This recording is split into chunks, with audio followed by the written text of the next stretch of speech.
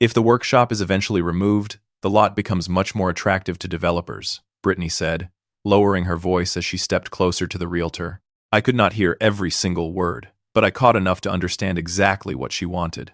She stood in the living room I had framed myself, her shoes clicking against the hardwood floor as she pointed a manicured finger toward my backyard sanctuary. Buyers do not want a dusty eyesore.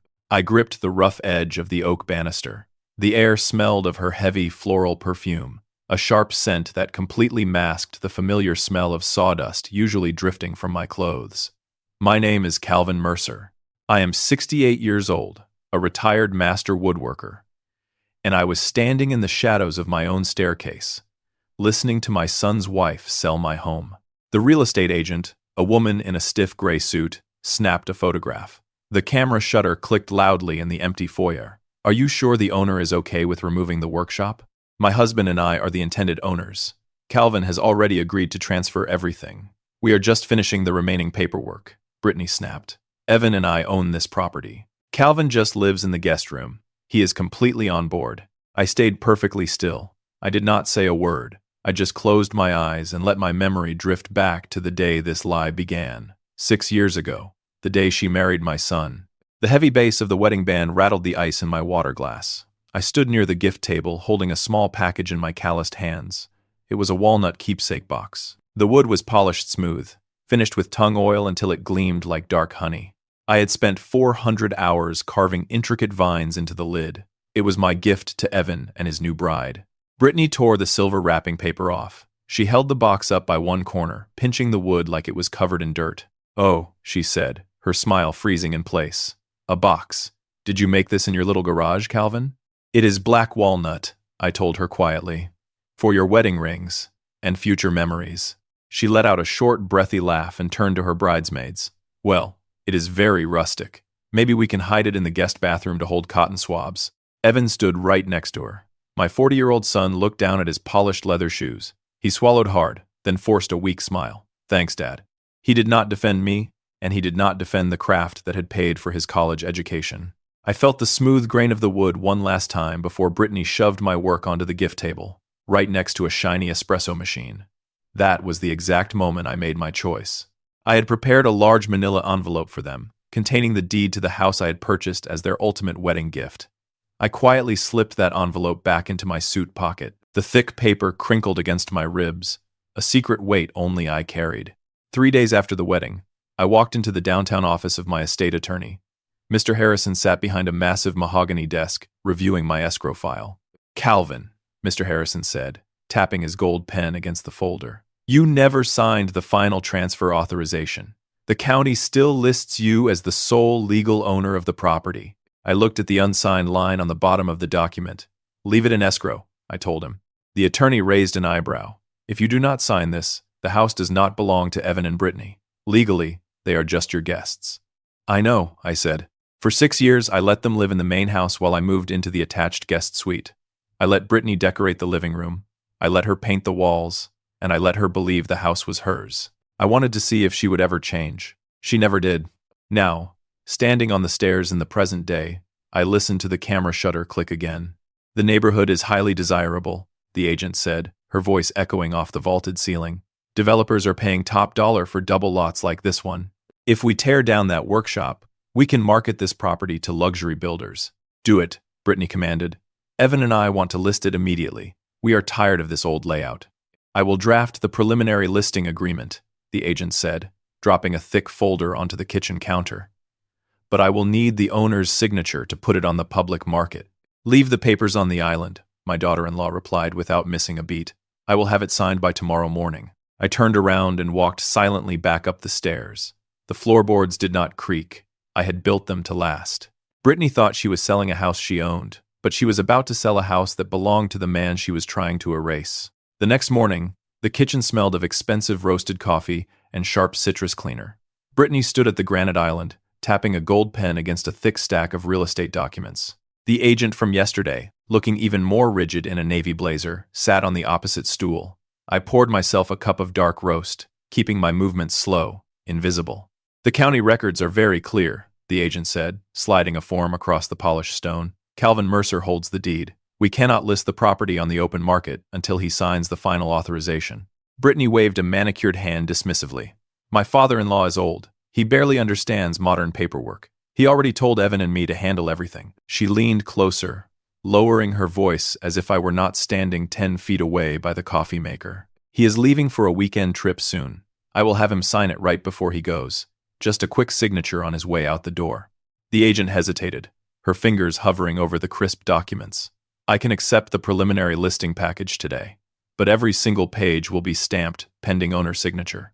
Nothing goes live on the multiple listing service without it. Fine, my daughter-in-law snapped, her patience wearing thin. Just get the developer over here. We need to finalize the demolition timeline. My daughter-in-law assumed she was outsmarting a tired old man. What she failed to understand was that every lie she spun was weaving a net entirely of her own making, and I was just waiting for her to step fully inside it. Later that afternoon, a black luxury sedan pulled into our long driveway. A man in a tailored suit stepped out, carrying a thick, leather portfolio. The developer had arrived. I stood by the window of my guest suite, watching as Brittany greeted him on the front porch with a radiant, practiced smile. They walked around the perimeter of the yard, their shoes crunching softly against the gravel. The man stopped and pointed directly at my woodshop. He nodded slowly while Brittany talked, her hands gesturing in wide, sweeping motions, outlining a future that did not include me. An hour later, the house went completely quiet. Brittany left for a nail appointment, her car tires screeching slightly as she backed out into the street. I opened my door and walked back into the main kitchen. A glossy folder sat right in the middle of the island. She had not even bothered to hide it. I opened the heavy cover, the thick paper resisting slightly. Inside was a letter of intent, signed in blue ink by the developer, offering a massive sum of money contingent on a clean title. Right beneath that letter rested a set of architectural concept drawings. I stared at the glossy pages. My woodshop, the place where I had carved Evan's childhood toys and built the very dining table they ate on every night, was completely gone. In its place stood a modern glass pavilion and a widened concrete driveway. They had erased 40 years of my life with a few strokes of a digital pen. A cold weight settled behind my ribs, heavy and solid. I did not yell. I did not tear the paper. Instead, I picked up the folder, walked straight into Evan's home office, and turned on the flatbed scanner. The machine whirred to life, a quiet mechanical hum filling the empty room. I copied every single page, the letter of intent, the signatures, the demolition plans. I slid my warm copies into a plain brown envelope and put the original glossy package exactly where I had found it on the kitchen island. The front door clicked open 30 minutes later. Evan walked in, loosening his silk tie, looking exhausted from his corporate job. He dropped his briefcase by the door and saw the glossy folder on the island. I stepped out of the hallway, standing in the shadows, just watching him. My son opened the cover. His eyes scanned the demolition drawings. He did not look surprised. He did not look angry. He just sighed, rubbed the back of his neck, and closed the folder. "Hey, Dad," he called out, finally noticing me in the hallway. "Good evening, Evan," I said, keeping my voice perfectly steady. "Everything all right?" "Yeah, just work." He tapped his fingers against the glossy folder. "Brittany is really excited about this new layout. It is going to be good for us. Fresh start." He knew. My only child knew his wife was planning to bulldoze my sanctuary, and he had simply accepted it as the cost of keeping peace in his marriage. The coldness in my chest hardened into something much sharper. The physical evidence was now safely secured in my room, but the most damning piece of proof would arrive entirely by accident, delivered straight to my lap just a few hours later. That evening, I sat at the small desk in my guest room, opening my laptop to check the local hardware store hours. A notification popped up in the corner of the screen, a new email.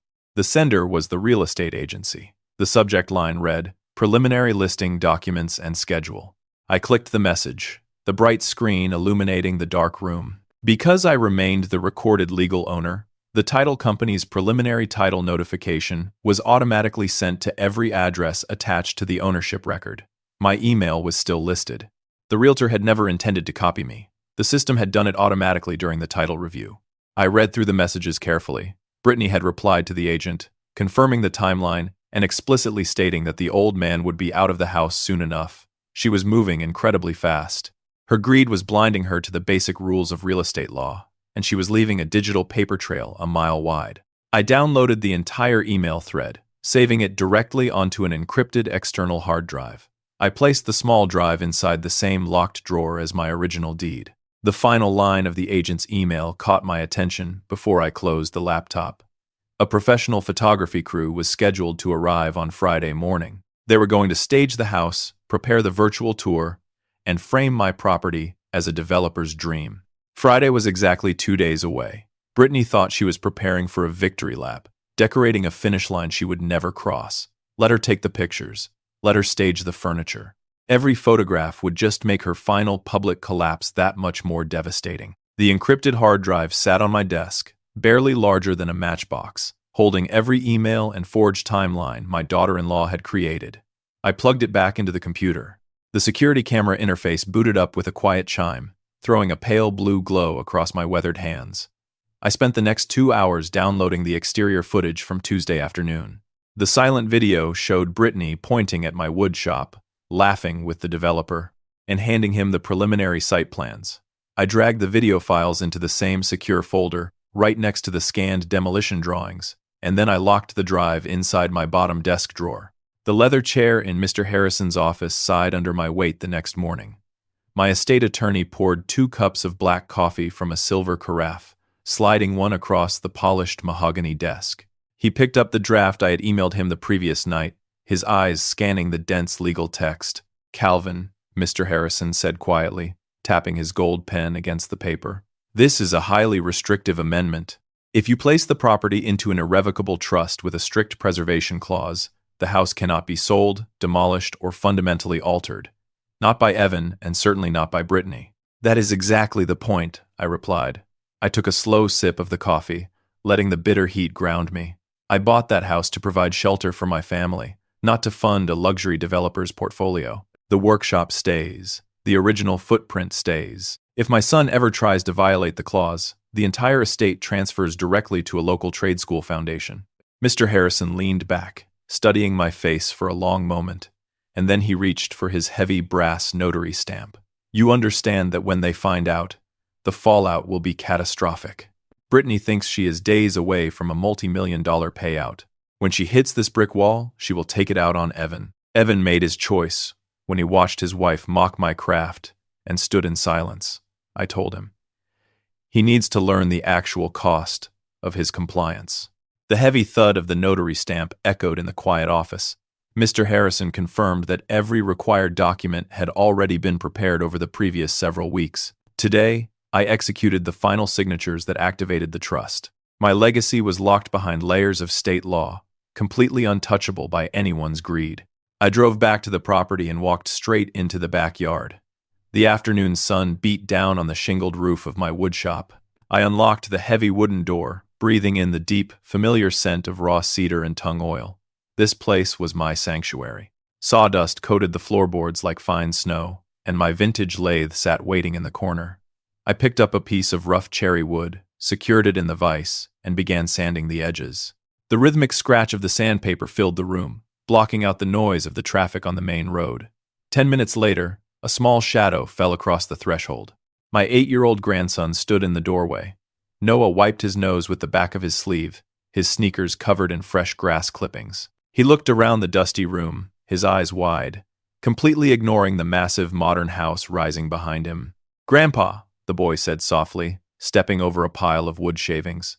"Mom is mad again. She is throwing away Dad's old magazines in the living room." I set the sandpaper down and wiped my hands on my denim apron. "Come here, Noah."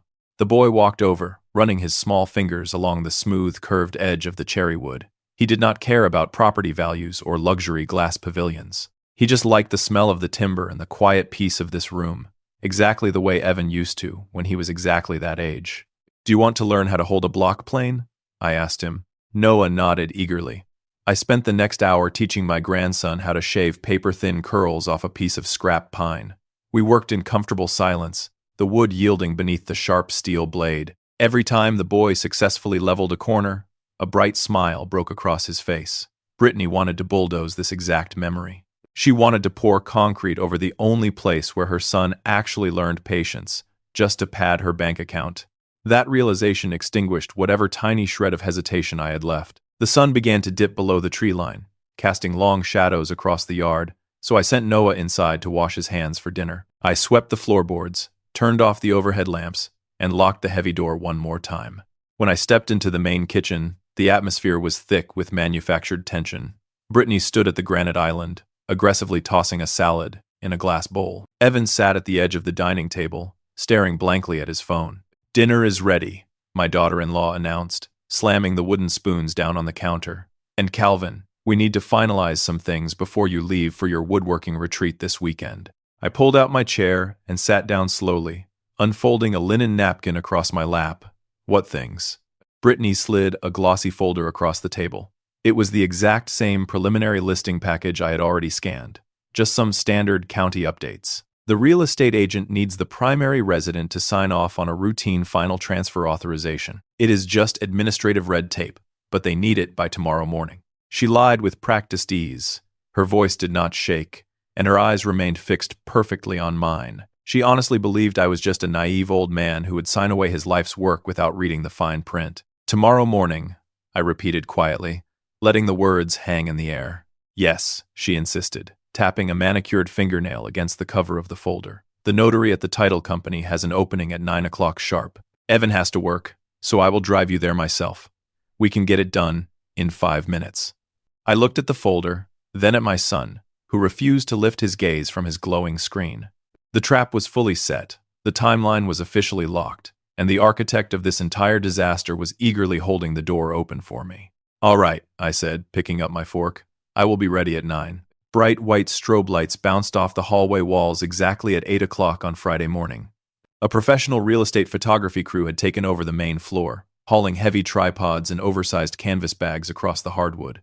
My daughter-in-law stood in the center of the living room, wearing a tailored cream dress and pointing a manicured finger toward the stone fireplace. She directed a young photographer to remove all of Evan's family portraits from the wooden mantel, replacing our history with generic glass vases and artificial ferns. I watched from the edge of the kitchen counter, my hands wrapped tightly around a warm ceramic mug. The house smelled of aerosol hairspray and the expensive lilies she had bought specifically for the pictures. Brittany was actively erasing our family footprint frame by frame, creating a sterile, perfect illusion for luxury buyers who would never actually live inside these walls. The heavy oak front door swung open a few minutes later, and the real estate agent stepped inside. She carried a thick leather portfolio under one arm, her heels clicking sharply against the floorboards. The woman did not acknowledge the photographers or the bright flashes of light. Her eyes scanned the chaotic room until they locked directly onto Brittany. "The staging looks excellent," the agent said, though her voice carried a tight edge of professional strain. "But we have a very serious deadline. The developer called my office twice before 7 this morning. They are waiting for the final green light on the demolition permits." Brittany smoothed the front of her dress and smiled, a perfectly practiced expression of absolute control. "Everything is proceeding exactly on schedule. The photography crew will have the virtual tour ready by noon, and we can list the property immediately after lunch." "We cannot list anything," the agent corrected her, setting the heavy portfolio down on the granite island. She flipped open the leather cover, revealing the thick stack of legal documents.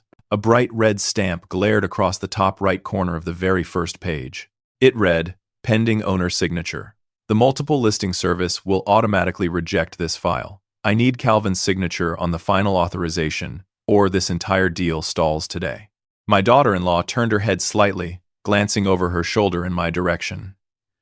I took a slow, deliberate sip of my dark roast coffee, keeping my expression entirely neutral. I did not offer a single word of reassurance, and I did not look away.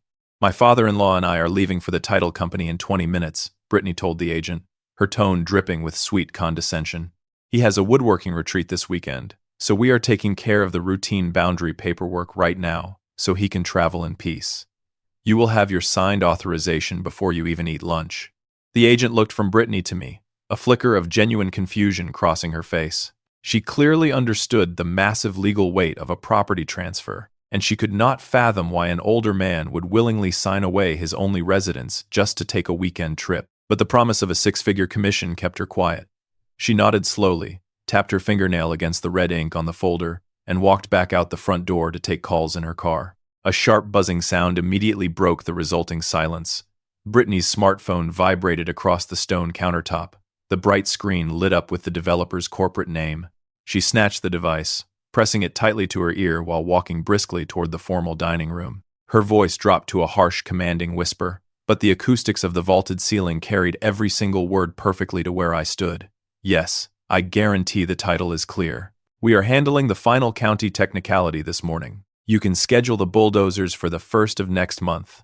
The woodshop will be completely gone before the ground freezes. That cold, familiar weight settled deep in my chest again. She was selling the very foundation of my life to a stranger over the phone, fueled entirely by a sense of entitlement she had never earned. She hung up the phone, took a deep breath to compose herself, and walked back into the kitchen with that same plastic smile permanently fixed in place. "All right, Calvin," she announced, picking up her heavy designer handbag. "The photographers have enough material to finish up here. We need to head downtown. Traffic gets terrible on the interstate around 9. I set my empty mug in the stainless steel sink and grabbed my wool coat from the hall closet. We walked out to the driveway in complete silence. The morning air carried a slight autumn chill, a sharp contrast to the heated, nervous tension radiating from the woman walking a few paces ahead of me.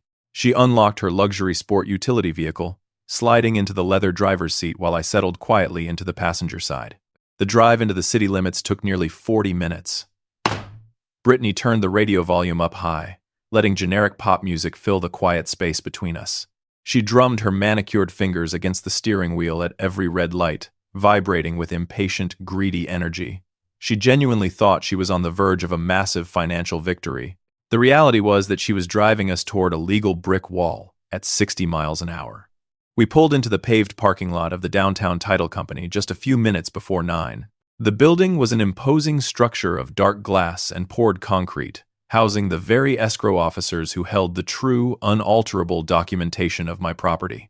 Brittany cut the engine and turned to face me, her expression softening into a manipulative mask of fake concern. "Listen to me carefully, Calvin. The escrow officer might use some complicated real estate jargon today. Do not let it confuse you. Just remember, this is a basic boundary survey update, so Evan and I can secure the property lines for the future. I will point exactly to where you need to put your name." "I understand completely," I replied, my voice steady and completely calm. "Good." She unbuckled her seatbelt, a look of absolute triumph flashing across her eyes. "Let us go get this over with." I opened my heavy car door and stepped out onto the cold asphalt. I was fully prepared to walk into that office, sit at that polished mahogany conference table, and watch my son's wife realize that her entire future had just evaporated into thin air. The glass doors of the downtown title company slid open with a quiet, mechanical hum. The lobby air felt heavy, smelling faintly of burnt coffee and laser printer ozone. Brittany marched straight toward the reception desk, her heels clicking a frantic, impatient rhythm on the polished tile. She was vibrating with greedy energy, convinced she was merely minutes away from securing a massive financial windfall. A tired-looking notary in a wrinkled dress shirt guided us into a small glass conference room. He set a thick stack of legal documents onto the mahogany table and handed me a heavy metal clipboard. The paper felt thick under my calloused fingers, loaded with complex terminology designed to quietly strip away my entire legacy. "Just sign the bottom of page 4, my daughter-in-law urged, hovering directly over my shoulder. "Evan is expecting this routine survey to be filed by lunch." I reached into my breast pocket and slowly unfolded my reading glasses. The lenses slid into place. "These boundary descriptions look quite complex," I said, tracing a finger over a dense paragraph detailing the developer's exact demolition zones. At 68 years old, I never rush a legal signature. I need to take this file home and read every single word. Brittany stiffened, her jaw clenched so tightly the muscle fluttered near her ear, and her breath hitched in her throat. But she could not scream at me in a public lobby with a sworn public official watching our every move. She forced a rigid, terrible smile, snatched her designer bag from the leather chair, and rescheduled the official signing for Saturday morning. The drive back to our neighborhood passed in suffocating silence. She gripped the leather steering wheel until her knuckles turned completely white, accelerating aggressively through every yellow light. By 7 o'clock that evening, the atmosphere inside the house had completely shifted. The smell of roasted garlic and fresh rosemary drifted from the kitchen. Brittany was actively playing the devoted, loving hostess, setting the formal dining table with our best silver. Evan sat quietly at the end of the table, swirling a glass of expensive red wine, completely oblivious to the trap closing tightly around his family. His wife smiled brightly, offering me extra servings of chicken and pouring chamomile tea, desperately trying to sweeten the poison she needed me to swallow. After the dishes were cleared, I settled into my worn armchair in the living room. Brittany approached, carrying the unsigned title documents on a small tray. Before she crossed the threshold, I pulled my smartphone from my pocket, tapped the voice memo application, and slid the device under a folded newspaper on the side table. The recording icon blinked silently in the shadows. "Calvin," the woman said, setting the paperwork down gently. Her voice dripped with manufactured sweetness. "I know legal jargon can be overwhelming, but Evan and I just want to secure the future of this property. We are thinking about Noah and his college fund." I picked up the gold pen, letting the metal tip hover just an inch above the signature line.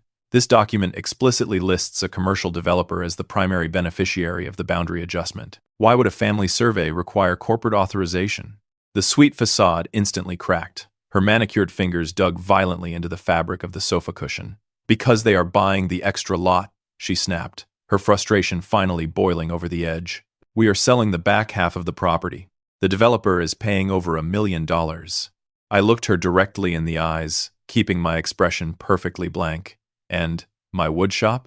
It is a dusty eyesore," Brittany hissed, leaning forward until I could smell her heavy floral perfume. "You are holding Evan back with that ancient shed. We are taking the money and moving to a modern neighborhood in California. You can use your small share to find a nice, quiet retirement community. Just sign the paper." "So you lied to the real estate agent," I said, keeping my voice incredibly level to ensure the hidden microphone picked up every single syllable.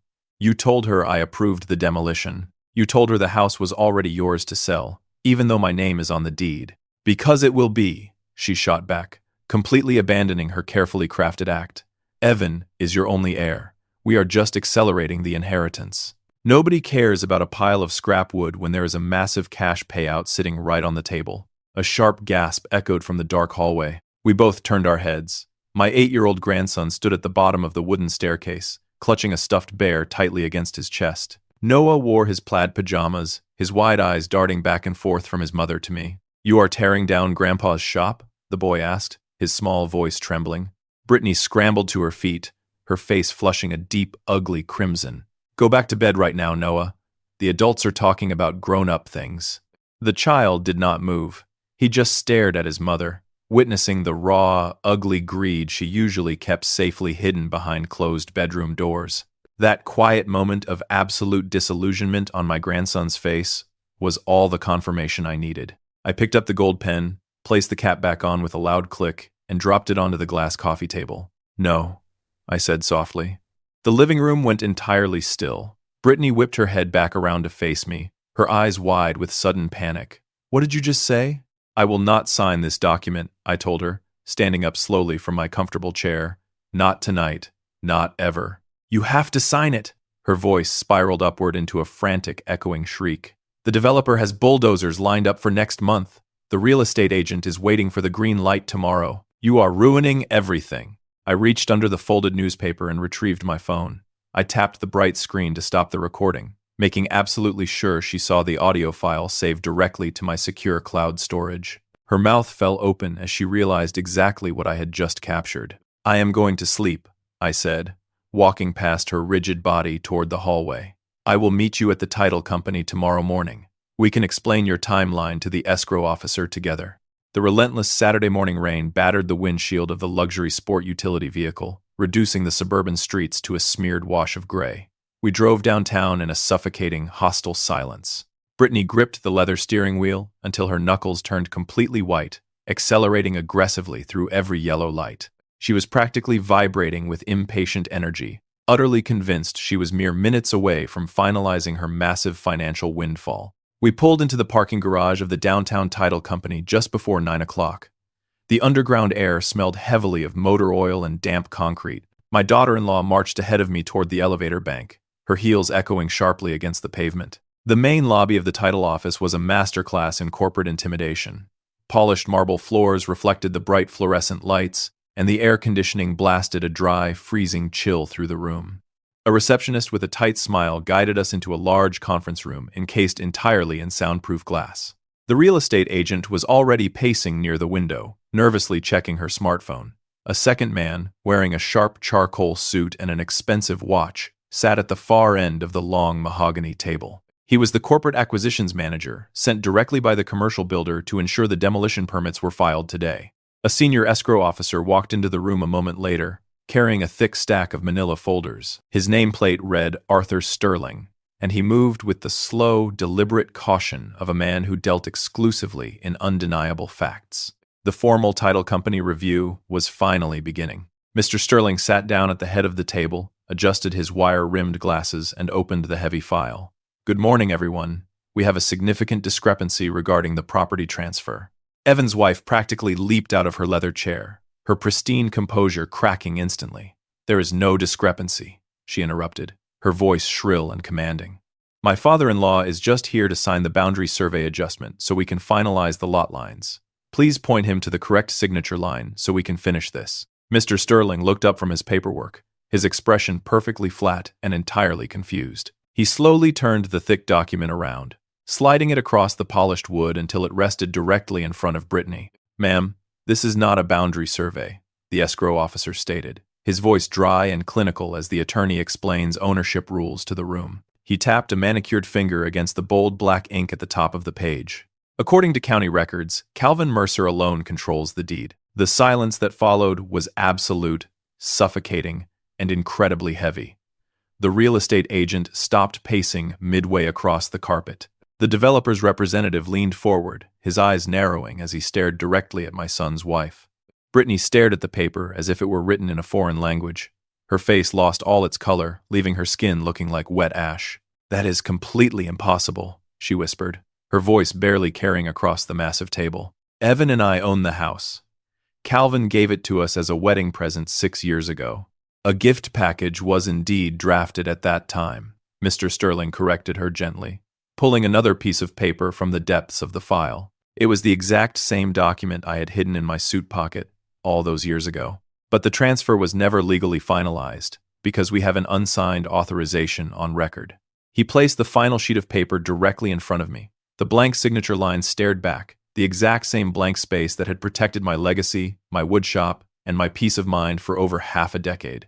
The realization finally hit my daughter-in-law, crashing down on her like a physical blow. She staggered backward, her expensive designer handbag slipping from her shoulder and hitting the carpet with a dull thud. Her breathing became shallow and erratic. The illusion she had built her entire marriage upon was shattering right in front of an audience. "Mr. Mercer," the escrow officer continued, shifting his attention exclusively to me, "the commercial buyer is prepared to transfer funds into escrow today. Do you wish to sign this document and relinquish your property?" I picked up the heavy brass pen resting on the table. I held it for exactly 5 seconds, feeling the cold metal warm against my calloused skin. I thought about the smell of sawdust, the quiet afternoons teaching my grandson how to sand cherry wood, and the blatant disrespect this woman had shown me since the day she joined my family. I set the pen gently back down on the mahogany surface. "I firmly decline the authorization," I stated clearly, my voice steady and unwavering as I formally rejected the sale. The real estate agent gasped loudly, acting completely and utterly shocked by the sudden evaporation of her massive commission. She spun around to face Brittany, her professional composure breaking into raw anger. "You told me he approved this. You looked me in the eyes and lied to my face for 3 weeks." "I did not know," Brittany shrieked, her voice cracking in panic as she desperately tried to maintain her rapidly crumbling facade.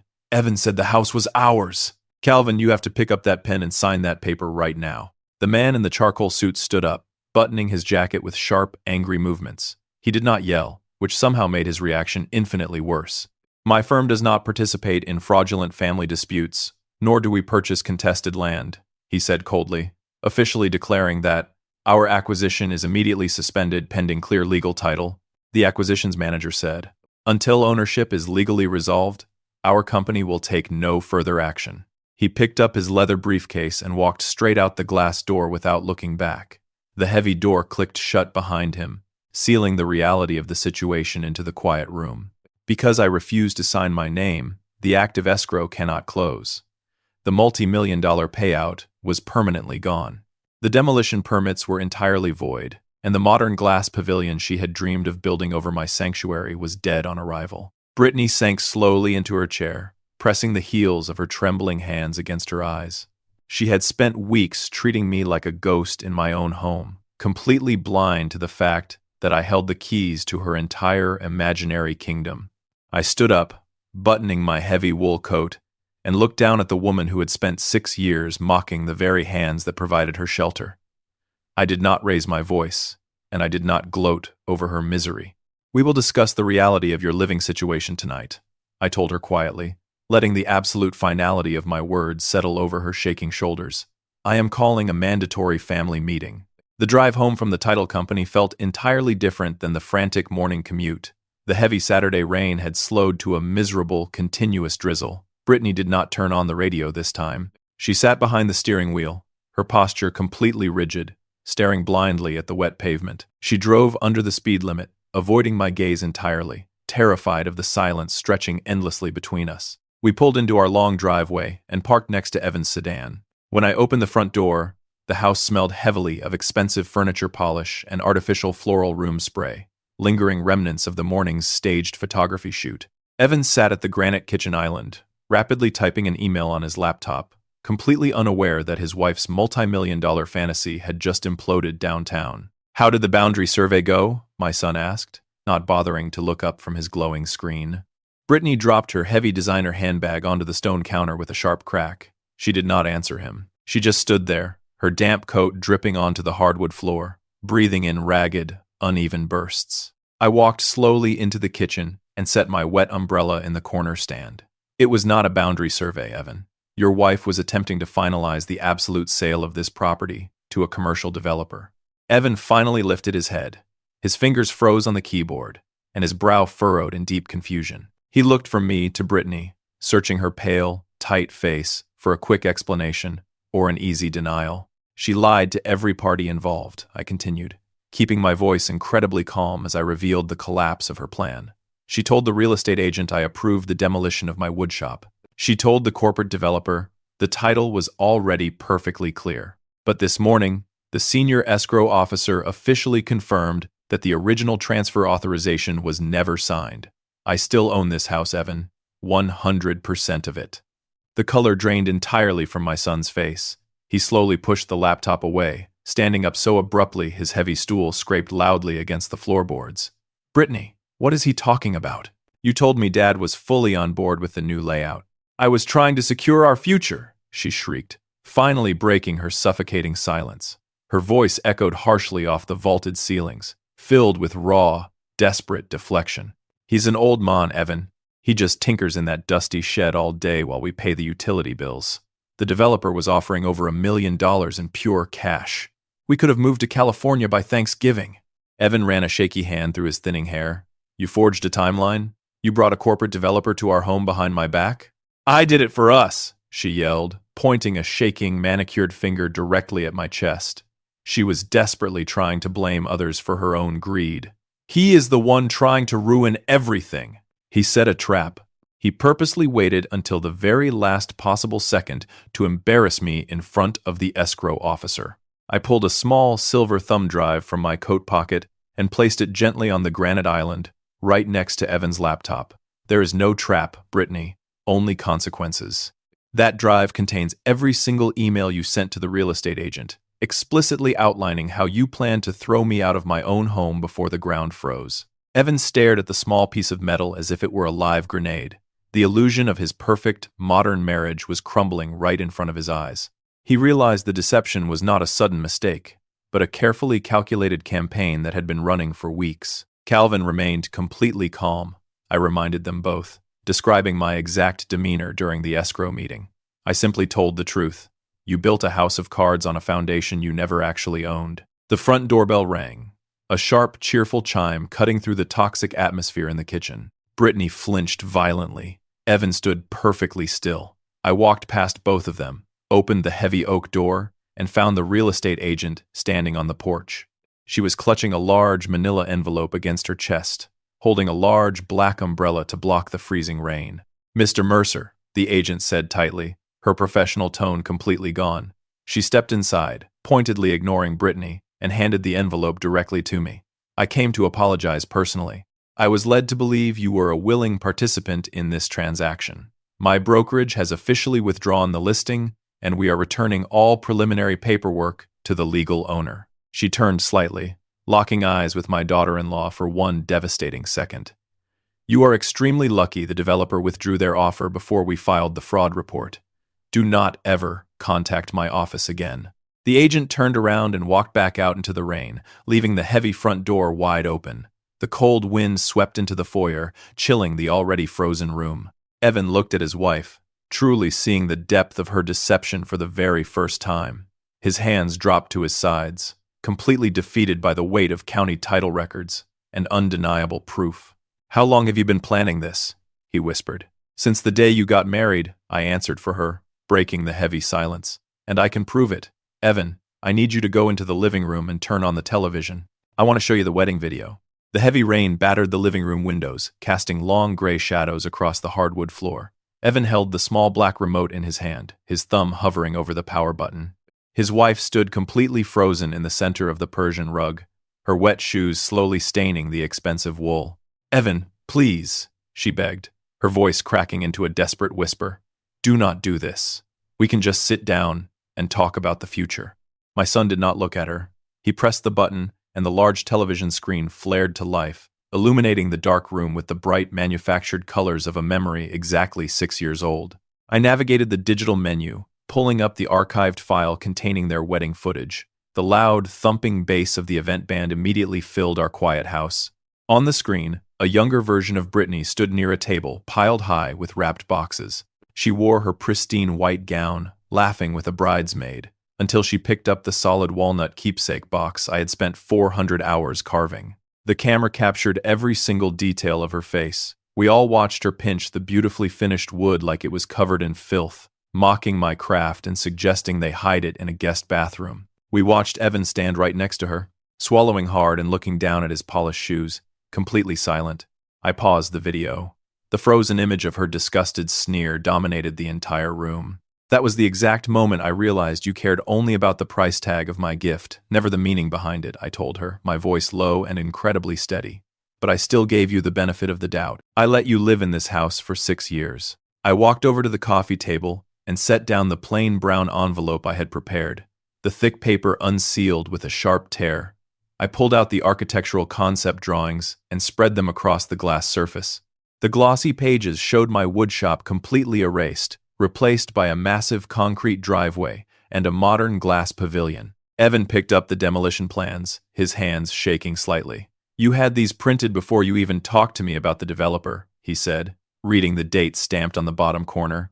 "And she was very thorough," I added, placing a printed stack of email correspondence right next to the drawings. The county title database automatically forwards real estate inquiries to the primary owner. The agent sent me copies of every single message. Evan dropped the drawings and picked up the emails. He read the words his wife had typed, explicitly detailing how they needed to finalize the paperwork quickly, because I would be out of the house soon. The color drained from his face entirely.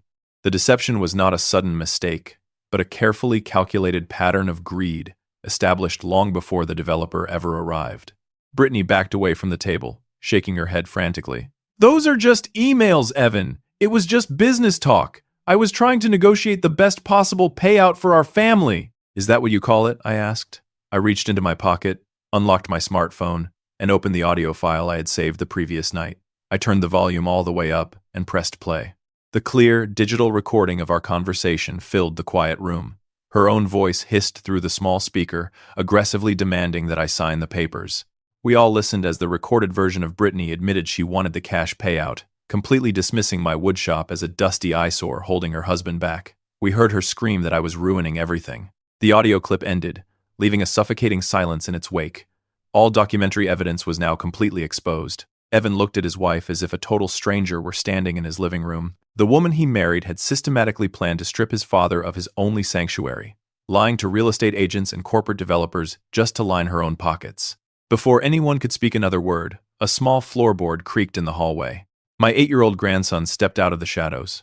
Noah wore his favorite denim overalls, his small hands covered in a thin layer of dry sawdust from the hour we had spent in the shop yesterday. He walked directly past his mother, completely ignoring her tear-streaked face, and stood right next to my armchair. "Mom yelled at Grandpa last night," the boy told his father, his voice quiet but remarkably steady. "She said Grandpa was ruining everything because he would not let the tractors tear down our shop. Noah looked up at me, his eyes wide and trusting, and then he looked directly at his mother. We do not want your tractors. Grandpa and I are making a birdhouse. The absolute moral judgment of a child hit Brittany harder than any legal document ever could. She let out a sharp, choked sob, burying her face in her hands. She had lost the argument, she had lost the money, and now she was rapidly losing the respect of her own son. Evan slowly placed the printed emails back onto the glass coffee table. He did not yell, and he did not throw anything. He just looked completely exhausted, a man finally waking up from a 6-year coma. I am going to pack a bag, he said quietly. I need to stay at a hotel tonight. I cannot look at you right now. No, Evan, please, she cried, reaching out to grab his sleeve. He pulled his arm away, stepping backward to avoid her touch. My son turned and walked heavily up the wooden staircase, leaving his wife sobbing alone in the center of her perfectly staged, artificial living room. I placed a gentle hand on my grandson's shoulder, guiding him away from the escalating breakdown. My legacy was currently safe, but the paperwork was still pending. I looked back at the crying woman one last time. You should pack a bag as well, I told her, my voice carrying no sympathy and no anger, just cold reality. Because on Monday morning we are all going to my attorney's office for an official trust reading. The heavy mahogany doors of Mr. Harrison's downtown law firm closed with a solid, echoing thud. Rain had washed the city streets clean over the weekend, leaving the Monday morning air smelling sharply of wet asphalt and cold exhaust. Evan sat at the far end of the massive conference table, staring blankly at the polished wood. My son wore the exact same wrinkled dress shirt from Saturday, his eyes bloodshot and dark underneath from spending 2 restless nights in a cheap hotel. Brittany sat completely rigidly in a leather chair directly across from him. The woman had dressed in a severe black suit, clutching her designer handbag against her stomach like a defensive shield, refusing to make eye contact with anyone in the room. Mr. Harrison cleared his throat, breaking the heavy, suffocating silence. The estate attorney adjusted his gold-rimmed glasses and slid a thick stack of legal paper onto the center of the table.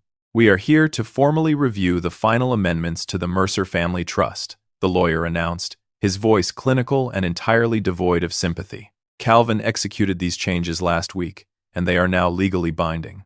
A tight, desperate breath escaped Brittany's lips. Her manicured fingers gripped the edge of the mahogany table, knuckles turning stark white as she braced herself, desperately hoping for some sort of financial compromise. She would not find a single ounce of mercy in this room. The attorney opened the heavy folder, revealing the final trust document. Section 4 establishes an irrevocable preservation trust for the primary residence and the attached woodworking shop, Mr. Harrison read aloud, tapping his silver pen against the dense paragraphs. The property cannot be sold, subdivided, or fundamentally altered by any future beneficiary. Because of this strict preservation clause, the house cannot be sold to anyone. The multimillion-dollar developer payout was completely dead, buried permanently under layers of impenetrable state law. Evan rubbed his tired eyes, processing the sheer permanence of those words. What happens to the house, then? My son asked quietly, his voice raspy from exhaustion. Upon my passing, I answered, keeping my gaze perfectly level and directing my words only to him. The property transfers directly to the local trade school foundation. The workshop will be protected forever. I paused, letting the reality of the situation settle over the room, ensuring my next words carried the full weight of my decision. The foundation will convert the main house into student housing, and a permanent scholarship is now established to help young builders learn the craft. That statement hit the table like a physical blow. Brittany recoiled slightly, her jaw dropping open as she realized the dusty eyesore she despised so much had just outlived her entire marriage. But the legal proceedings were not finished yet. Mr. Harrison flipped to the next page, smoothing the crisp paper with the palm of his hand. Regarding liquid assets and secondary accounts, the lawyer continued, shifting his attention entirely back to the document. Evan Mercer will receive a highly restricted stipend, distributed in small monthly increments, heavily contingent upon maintaining a relationship with his father. By signing this amendment, Evan loses his unrestricted inheritance completely. My son simply nodded, dropping his head into his hands, accepting the strict conditions without a single word of protest. He understood that his silent complicity carried a massive price tag. The lawyer adjusted his glasses one final time, preparing to deliver the killing blow. Furthermore, a specific exclusion clause has been enacted.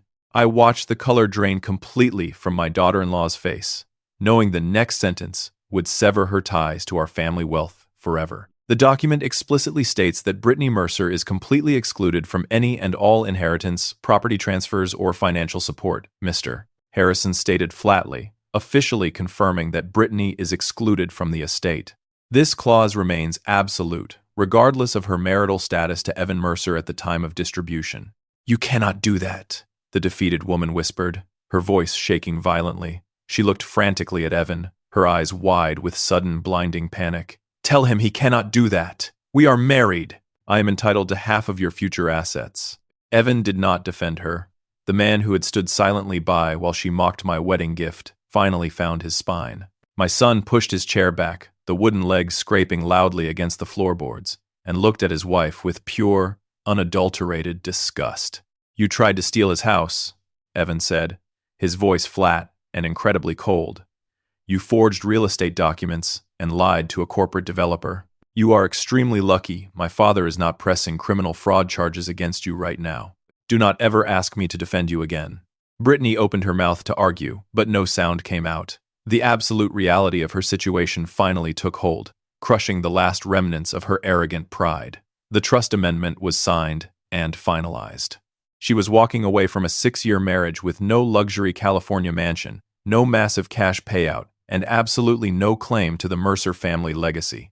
She snatched her handbag from her lap, tears of pure rage spilling over her eyelashes, and practically ran out of the conference room. The heavy glass door slammed shut behind her, rattling the expensive artwork hanging on the walls. I stayed in my leather chair, letting the quiet peace of the room settle comfortably over my shoulders. Evan signed a few acknowledgement forms, shook the attorney's hand with a weak grip, and walked out without saying another word.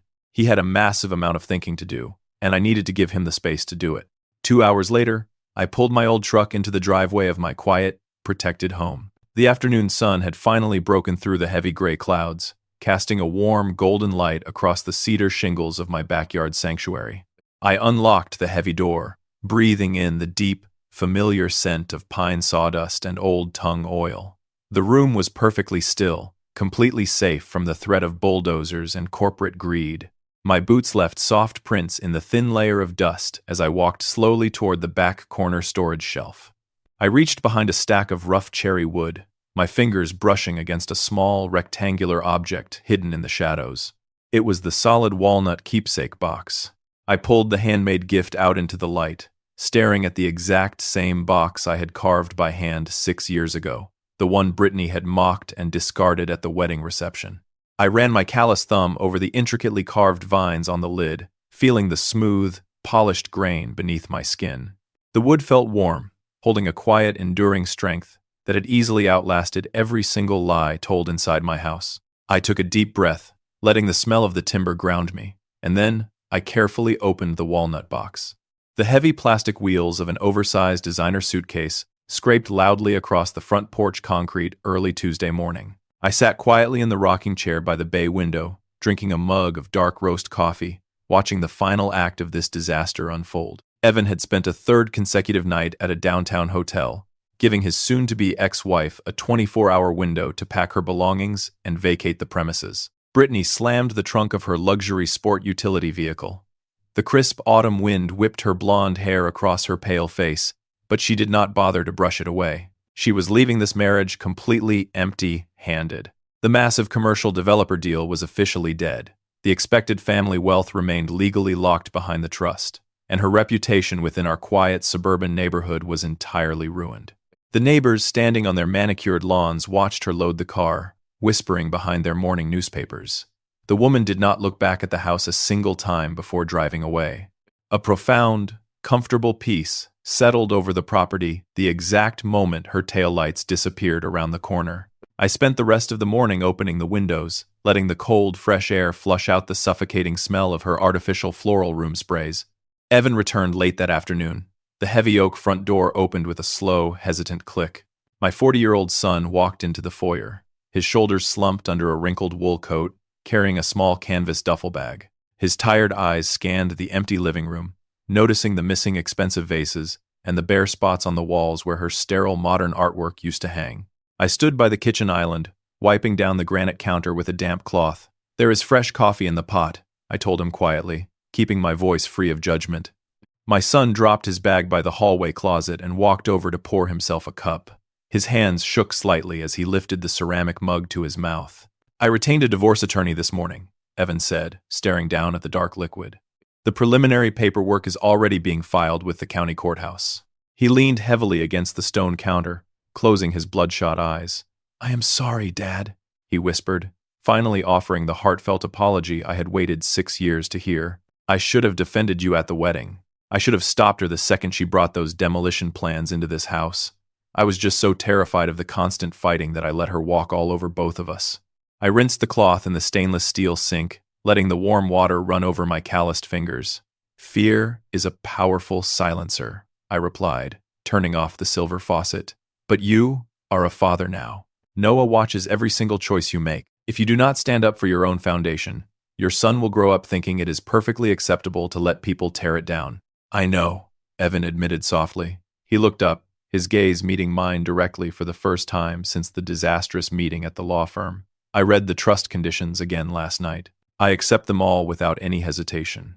He willingly accepted the strict terms of his restricted inheritance, choosing to rebuild a genuine, honest relationship with his father, rather than fight over a pile of unrestricted cash. We stood there in the quiet kitchen, 2 grown men finally stripping away the comfortable silence that had nearly destroyed our family completely. The healing process would be incredibly messy and painful, but it was finally grounded in absolute truth. 2 weeks later, the air inside my backyard sanctuary smelled strongly of fresh cedar and lemon oil. The woodshop was officially restored to its original state, completely free from the looming threat of commercial bulldozers. Bright autumn sunlight streamed through the large glass windows, illuminating the fine layer of sawdust floating gracefully in the air. Noah stood at the heavy wooden workbench, wearing a canvas apron that fell past his small knees. My 8-year-old grandson gripped a small block plane with both hands, his tongue poking out the corner of his mouth in deep concentration. He pushed the sharp steel blade across a rough piece of pine, shaving off a perfectly curled ribbon of wood. I did it, the boy announced proudly, holding the thin wooden curl up to the sunlight. You maintained a perfect angle, I praised him, handing him a square of medium grit sandpaper. Now we smooth the rough edges. Patience is what makes a true builder, Noah. We never rush the finish. The boy nodded seriously and began rubbing the sandpaper along the wooden block. He was actively learning the craft, finding the exact same quiet comfort in this dusty room that I had relied on for over 40 years. A polished brass plaque now rested near the front door of the shop, delivered by the estate attorney just a few days ago. The deeply etched letters officially designated the space as the future home of the Mercer Woodworking Educational Foundation. When my time finally came, this building would not be demolished for a widened concrete driveway. It would serve the local community directly, providing a permanent educational legacy for young craftsmen who wanted to learn how to build things with their own 2 hands. I sat down on my wooden stool and picked up the solid walnut keepsake box. The intricate vines carved into the lid caught the afternoon light, glowing with a rich, dark warmth. I ran my rough thumb over the smooth, perfectly sanded corners. This small piece of timber had survived public humiliation, corporate greed, and a viciously broken marriage.